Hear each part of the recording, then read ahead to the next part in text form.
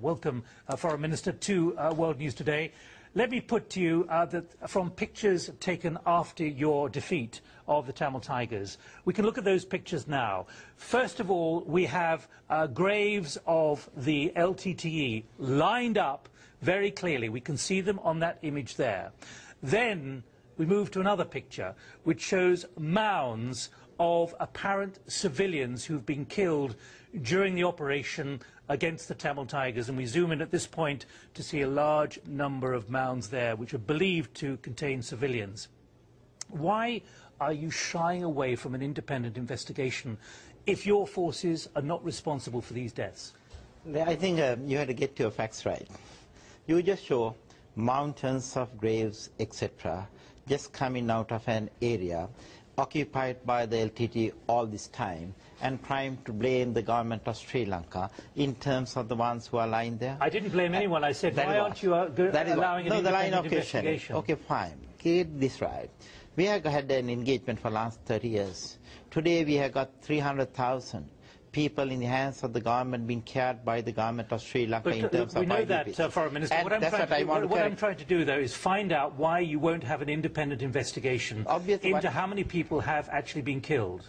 What is necessary is to know how many, in fact, died during this period. And we know how the LTT was treating the civilians. The civilians who are now in the IDP villages will be speaking in terms of what they have gone through in the hands of the LTT. And that is the type of development that is taking place in the country, where even Prabhakaran's own parents are being cared for by the government of Sri Lanka, who has come over to the government control areas during the time of the conflict. But you and your government and your ministers have routinely challenged us as broadcasters and also many of the NGOs and the United Nations on the figures, about 250,000 civilians. You said maybe 130 to 150,000 civilians, but now your figure appears to be 300,000 civilians. You've just said it.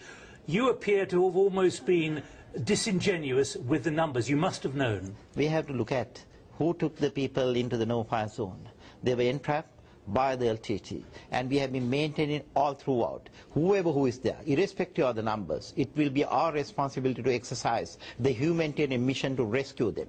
And we did carry out our humanitarian mission, and we were able to rescue the 300,000 people who were entrapped by the LTT and kept by the numbers. That's what I am coming to. I said whatever the numbers, it was our responsibility to rescue them, irrespective of whether it was 150,000 or 100,000. Did you massage the numbers downwards for political purposes? What is the purpose that we achieve? When we have got the numbers coming out as 300,000, credit comes to us to have rescued 300,000, not 150,000. And whatever the numbers, it was our responsibility to rescue them. And we continue to do the same thing, because there are people that were entrapped by the LTT who were the terrorists. And they were keeping these people, innocent people, as a human shield. Now, and who helped us to go that far? It is we who went that far in order to rescue them. And today we can be proudly speaking of the numbers to whom we are providing But there are still grave concerns. I have reports in front of me, including from Human Rights Watch and other non-governmental organisations, concerned about what really happened in that no-fire zone.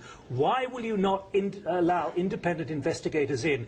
Journalists, there's no point taking them on a government tour. We need to have access, as do independent observers, to find out what really happened. To whom are we accountable as a country? To our people. The 300,000 people who are in the villages, in the welfare villages, who have been cared for us, is our responsibility. It is their relatives who have been killed by the LTT all this time. It is they who suffered, not the international, the community in terms of ones who suffered physically, but the ones who lived in that area. It is they to whom that we are going to answer, and they are the ones who are part of our progress for the future.